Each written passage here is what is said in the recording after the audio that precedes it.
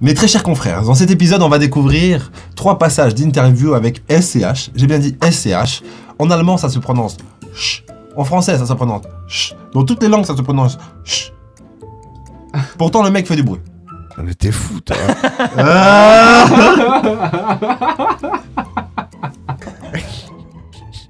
Du coup, dans ces brefs passages d'interview, SCH va nous parler de sa vision des femmes de nos jours. Et oui, c'est femelle que... Ouais. Attachez-vous ma belle. Non, c'est bon. Non. Oh merde.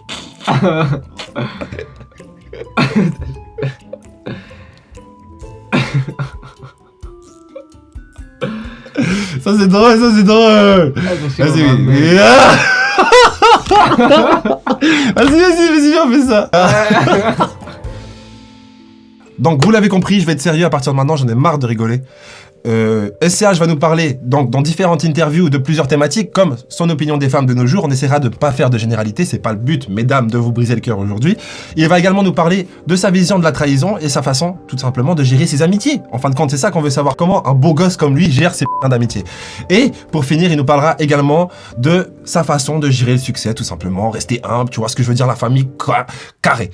Voilà, j'ai failli me fourcher la langue, tu vois, mais y a pas de souci, on continue. C'est parti.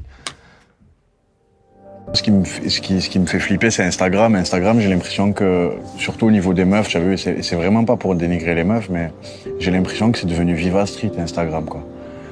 J'ai l'impression que, je sais pas, tu tombes sur... C'est le concours des meufs qui veulent être influenceuses, quoi. Tu vois, c'est le concours de qui est la plus bonne et enfin, je sais pas, mais il y a la vie aussi, quoi. Tu vois, il y a la vraie vie. Les rapports humains, rencontrer des gens, découvrir des choses, voyager, c'est... On dirait aujourd'hui que toutes les meufs d'Insta, c'est des escortes, mon frère. Personnellement, je suis plutôt d'accord avec ce qu'il vient de dire. Bien sûr, faut pas faire de généralité et tout le monde n'est pas sur Instagram pour les mêmes raisons. D'autant plus que, faut savoir, monsieur SCH, non, je déconne, que l'algorithme vous donne ce que vous aimez. Donc généralement, quand vous consommez quelque chose, on vous redonne plus de cette chose. Ça va. On se prête au jeu, mec. Maintenant, bien sûr, c'est vrai qu'il y a une certaine prédominance de nudité sur Instagram parce que, bien sûr, ça récompense les utilisateurs de le faire. Mais au bout d'un moment, si vous devez montrer votre trou de balle écarté pour faire des likes, est-ce que vous le faites ou pas? Non, je plaisante, c'est pas vraiment à cette hauteur-là que je voulais placer le débat. Pour moi, il y a 2 gros problèmes avec Instagram. Le premier, c'est que, en quelque sorte, c'est de la pornographie douce. Est-ce que ça veut dire de voir des filles, la plupart du temps, de moins de 18 ans, danser comme si vous étiez couché dans le lit comme ça, elle était devant le lit comme ça, elle danse pour toi, c'est pas normal. Dire que quelque part, c'est pas normal. Et du coup, pour les gens qui consomment ce contenu, déjà, je pense pas que ce soit sain pour leur esprit. Qu'est-ce que ça crée, ce genre de contenu, constamment? Ça crée des prédateurs sexuels chez les gens les plus faibles d'esprit. Et est-ce que c'est ce qu'on veut? En fait, créer des pervers par millions. Finalité de ce drame dont je vous parle, c'est que, en fin de compte, Instagram, pour beaucoup d'hommes, j'en suis certain, ne me demandez pas pourquoi, c'est un déclencheur. C'est le déclencheur de quoi? D'une habitude. De quelle habitude? De l'habitude d'aller se secouer la moulaga. Aux toilettes. Si tu comprends pas de quoi je parle. Et est-ce que c'est vraiment ce que vous voulez? Non, je pense pas. Je pense que c'est pas bon. Et le pire là-dedans, c'est qu'avec Ludo, on vient de regarder, par exemple, Charli D'Amelio, la plus connue de toutes les TikTokeuses. Bon, il y a aussi plein de trucs sur Insta, on s'en fiche. Elle a quel âge? C'est un quiz, allez, répondez. Elle a 16 ans à ce jour. Mais c'est grave. Mais ça passe crème. Personne ne dit rien. Les gens, ils regardent par milliards. Ouais. Mais je veux dire, c'est clair qu'il y a eu un glitch dans la matrice. C'est-à-dire, il s'est passé quelque chose. Tout le monde a fait comme si de rien n'était, mais il y avait un problème. Et la trahison, c'est des thèmes que j'ai abordés maintes et maintes fois. Et tu peux te faire baiser des fois par des gens mais tu imaginerais jamais qu'il va te baiser. Mais jamais, genre c'est même pas une éventualité, tu vois. Et c'est lui qui va te baiser. Et ce que je recommande beaucoup aux gens, c'est d'avoir peu d'amis, mais d'avoir des amis sains et un noyau assez resserré, se fermer un petit peu au reste du monde. Parce que le reste du monde, il te voudra que du mal, t'as vu. Il y a une expression qui dit que les amis que vous aurez dans une vie, vous pourrez les compter sur les doigts d'une main. Mais j'ai envie d'aller plus loin et vous demander, qu'est-ce que l'amitié? Merci Socrate. Qu'est-ce que l'amitié? On va dire que je suis tenté de résumer l'amitié par une simple définition qui dirait que l'amitié, c'est simplement 2 personnes qui résonnent sur des points communs. Deux personnes qui ont le même but dans une conversation, ou dans les idées, ou dans la façon de se sentir et d'être. Et l'inverse de l'amitié, appelez ça comme vous voulez, j'appellerais ça une dissonance, un conflit d'intérêts. C'est-à-dire que le jour où vous avez plus de conflits d'intérêts avec votre ami que de points communs, mathématiquement, je crois que c'est plus votre ami. Et du coup, en ce qui concerne la trahison, je dirais que vous sentez toujours l'odeur de la trahison lorsqu'il y a des conflits d'intérêts, bien évidemment. Parce que sinon, il n'y a pas de raison de trahir. Et du coup, je ne dirais pas qu'il faut faire confiance aux gens. Faire confiance aux gens, c'est leur demander de faire preuve de redevabilité. Et une règle du livre Pouvoir, qui est juste sur l'étagère là-bas en haut, vous dit que la redevabilité ne paye pas. Ne jamais compter sur la redevabilité des gens.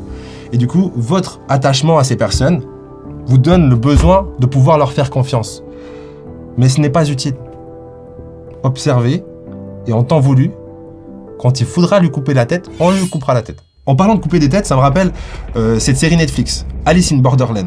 Dans cette série, il y a un jeu, malheureusement, c'est des jeunes qui sont capturés par un psychopathe ou un groupe de psychopathes et qui doivent jouer à un jeu malgré eux. Et dans ce jeu, imaginez y être d'ailleurs, imaginez dans ce jeu avec vos meilleurs amis.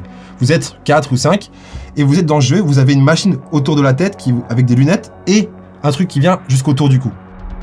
Et dans votre lunette, vous voyez si vous êtes un agneau ou un loup dans le jeu. Et vous apprenez que dans ce jeu, vous avez 5 minutes pour croiser le regard du loup, si vous êtes l'agneau, pour devenir le loup. C'est comme ça qu'on passe d'un agneau à un loup. Donc le loup ne doit regarder personne s'il veut rester le loup. Et les agneaux doivent regarder le loup pour devenir le loup s'ils ne veulent pas se faire décapiter dans 5 minutes. Donc il y aura un seul survivant. Pourquoi ils font ça? Est-ce que vous êtes toujours amis avec vos amis là ou ça se passe comment au niveau amitié? J'ai trouvé! Et cette histoire prouve seulement que l'amitié est une question de contexte et d'équilibre sur la balance des points communs et des conflits d'intérêts. Voilà, désolé d'avoir brisé le rêve de ce que pouvait être l'amitié. Ce n'est rien de plus qu'une formule mathématique en fin de compte. C'est pas dur ça, d'accepter ce truc-là et ce type parce que t'es là, t'es sur les réseaux, on t'attend, on te dit que t'es le meilleur, en tout cas tes fans te disent ça, tu peux finir par y croire. Et est-ce que c'est peut-être assez compliqué de se dire ouais mais ok, mais ce qui est important aussi c'est vas-y je coupe les réseaux puis c'est juste avoir une journée normale, mais c'est peut-être pas évident. Ouais non c'est pas évident, mais après je pense qu'il faut se faire faut se faire au truc quoi, artistiquement, et je pense que pour tous les artistes c'est les montagnes russes, tu vois. Aujourd'hui t'es là, demain t'es par terre, après-demain tu seras peut-être heureux là parce que l'essor ne tient qu'à un couplet et c'est la vérité, tu vois, et je pense qu'il faut accepter ça, et il faut accepter aussi qu'il y ait des nouveaux qui ont super faim, qui ont super la rage, au même titre que toi tu peux l'avoir, et il faut pas rentrer dans un concours d'ego et s'y perdre quoi, parce que tous les artistes qui sont rentrés dans des concours d'ego aujourd'hui, c'est nos exemples à nous quoi, tu vois. Et c'est à ça qu'on n'a pas envie de ressembler entre guillemets, tu vois. En somme, c'est dommage d'avoir accompli des super belles choses dans la musique et de finir aigri ou avec une image qui ressemblait pas à nos années d'or, tu vois. Je pense qu'on peut se permettre de dire que dans le rap, dans le hip-hop, l'esprit est plutôt compétitif. Simplement parce que ça a commencé comme ça. C'était des battles à la 8 Mile et on se lâchait des vannes comme ça. Ta grand-mère est tellement vieille que quand elle pète, il y a de la poussière qui sort. Tout le monde était comme ça, et en fait c'est je te clash, tu me clashes, je suis meilleur que toi, t'es moins bon que moi. Et ce phénomène, en fin de compte, ça peut être cool, ça peut être un style, je sais pas, mais fondamentalement, quand t'es un créateur, tu veux être créatif, pas compétitif. Et cet esprit de compétition, vouloir se battre contre quelqu'un, contre quelque chose, c'est jamais constructif en soi. C'est beaucoup mieux de se battre pour quelque chose. Et comment tu vas te battre pour quelque chose si t'es tout le temps en train de te concentrer sur quelque chose d'autre que ce que t'essayes de faire? Donc la compétition, les autres, etc. Et d'ailleurs, pour vous dire, je pense que d'ailleurs les grains naissent là-dedans. Simplement parce que, vous voyez, les personnes frustrées, au fond d'elles, quelque part, elles ont une frustration. Et cette frustration se répertorie dans le discours. Donc les gens qui disent que l'argent ne fait pas le bonheur, par exemple, ils sont là, ils n'ont pas un sou. Ils souffrent de pas avoir d'argent, ils vont dire l'argent c'est nul. C'est mieux de dire que c'est nul si t'en as pas. Et là c'est pareil. Autrement dit, pour ne pas devenir une personne aigrie, n'hésitez pas à arrêter de vous comparer aux autres et à ce que vous n'avez pas. Et j'ai même envie de dire, laissez-vous inspirer par ce que vous n'avez pas. Mais ne créez jamais votre discours dans la frustration. Madame, la seule raison pour laquelle j'ai craché, c'est pour vous divertir, ok?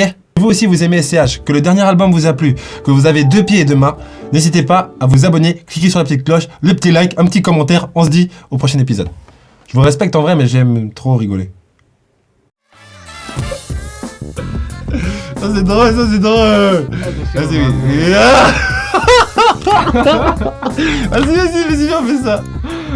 Ça tombe pas là, Oui, c'est... ça tombe. C'est pour ça que je garde. Vas-y, garde. Mais regarde ça une fois, après on va refaire.